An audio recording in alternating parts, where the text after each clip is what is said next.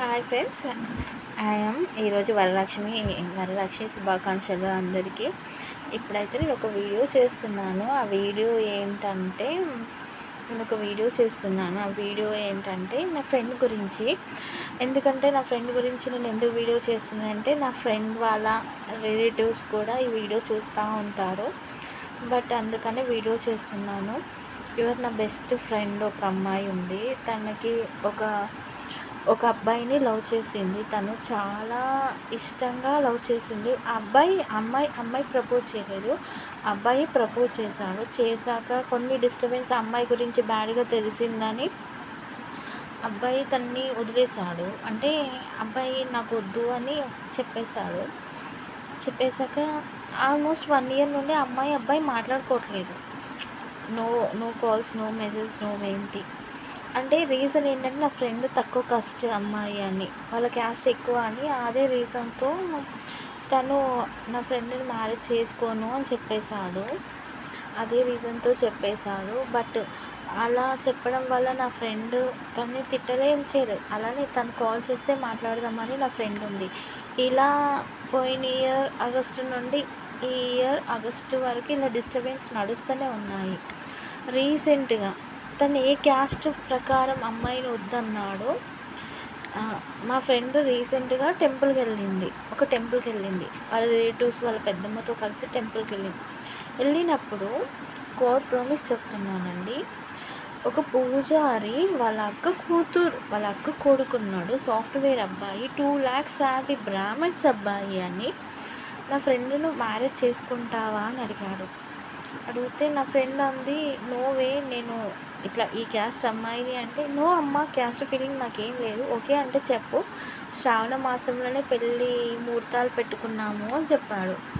Okay, అదొక match వచ్చింది నా ఫ్రెండ్కి. ఇంకొక మ్యాచ్ ఏంటంటే,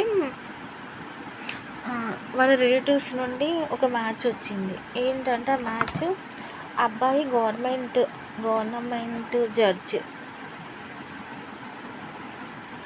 government judge, well settle family, 1 rupee. ఈ బ్రాహ్మణ్స్ అబ్బాయికి 1 రూపీ కట్నం వద్దు, జస్ట్ అమ్మాయిని ఇస్తే చాలు, తనే గ్రాండ్గా పెళ్లి చేసుకుంటా అన్నాడు. ప్లస్ ఇప్పుడు గవర్నమెంట్ జడ్జి.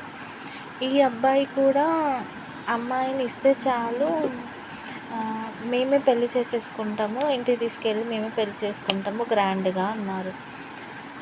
నా ఫ్రెండ్కి 2 ఆప్షన్స్ ఉన్నాయి. అంటే ఇటు బ్రాహ్మణ్స్ అబ్బాయి చేసుకోవాలా, ఇటు జడ్జిని చేసుకోవాలా, 2 ఆప్షన్స్ ఉన్నాయి. కానీ నా ఫ్రెండ్ ఏంటంటే, తన కోసం వెయిట్ చేస్తుంది, తను మాట్లాడతాడేమో. ఎందుకంటే గొడవల వల్ల వాళ్ళు విడిపోలే కదా, మిస్అండర్స్టాండింగ్స్ వల్ల వాళ్ళు మాట్లాడుకోవట్లేదు కదా.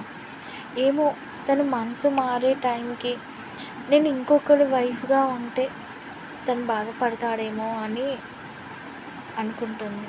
బట్ అదైతే నో వే అండి. ఇప్పుడైతే నా ఫ్రెండ్కి వాళ్ళ పేరెంట్స్ అంటే వాళ్ళ మదర్ నుండి కంపల్సరీ నువ్వు మ్యారేజ్ చేసుకోవాలి, ఎందుకంటే రోజుకి ఏజ్ ఎక్కువ అవుతుంటుంది కదా ఎవరికైనా, అందుకని నువ్వు చేసేసుకోవాలి అని అంది. బట్ నా ఫ్రెండ్ ఇప్పుడు బ్రాహ్మణ్ సంబంధం ఒప్పుకోవాలా, లేకపోతే జడ్జి సంబంధం బ్రాహ్మణ్ అబ్బాయి వచ్చేసి తను ఏ అబ్బాయిని లవ్ చేసిందో ఆ అబ్బాయికి ఫ్రెంటెడ్గా ఉన్నాడండి. నేను ఆ 2 ఫొటోస్ చూశాను. ఇంకా జడ్జి అంటావా, అఫ్కోర్స్ ముఖ్యమంత్రితో ఫోటో దిగాడండి.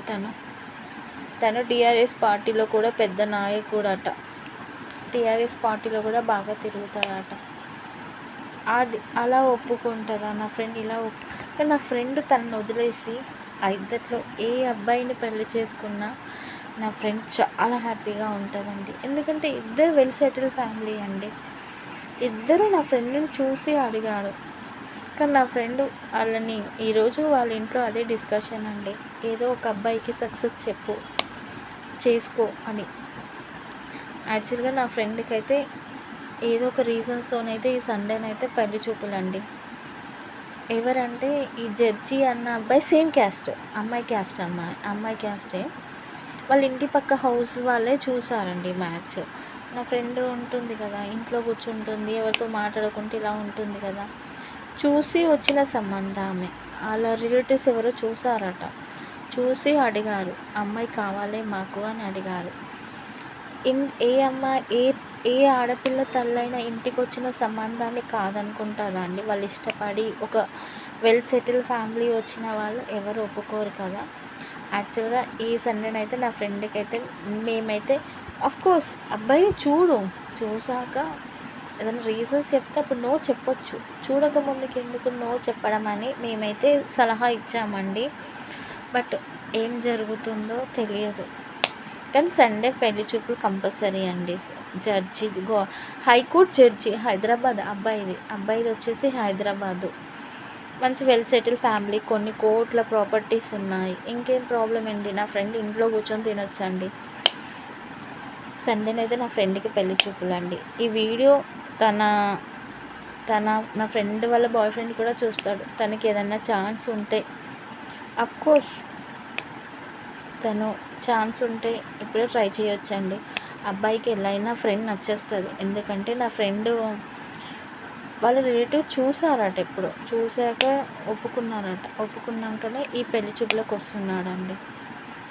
నా ఫ్రెండ్ చేసుకోపోయే అబ్బాయి దగ్గర ఏం దాచిపెట్టలేదండి.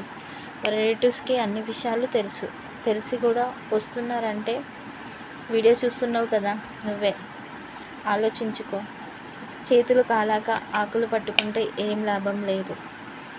కోర్స్ నా ఫ్రెండ్ విషయంలో నీకు శ్రీకృష్ణ జన్మస్థానానికి వెళ్ళాలనుకుంటే వెళ్ళేసే. కానీ దాన్ని వెళ్ళడం వల్ల నీ లైఫే ఆగమైపోతుంది. నా ఫ్రెండ్ లైఫ్ ఏం ఆగం కాదు. వాడి నుంచి కూడా నా ఫ్రెండ్కి ఏమీ కాదు, బోల్డ్ అంత లైఫ్ ఉంటుంది, గుర్తుపెట్టుకో. తనకైతే సండే పెళ్లి చూపులు. ఒకప్పుడు నీ పెళ్ళి అని ఫేక్ న్యూస్ క్రియేట్ చేసి ఫేక్ మెసేజ్ నా ఫ్రెండ్కి పెట్టావు చూసావా, ఇప్పుడు అది కాదు. తనకి రియల్గానే మ్యారేజ్. ఓకే, ఉంటాను. తనకైతే సండే పెళ్లి చూపులు అండి. సండే తర్వాత ఏం జరిగింది, అబ్బాయి ఎలా ఉన్నాడో ఏంటో అనేది నేను చెప్తానండి. బాయ్.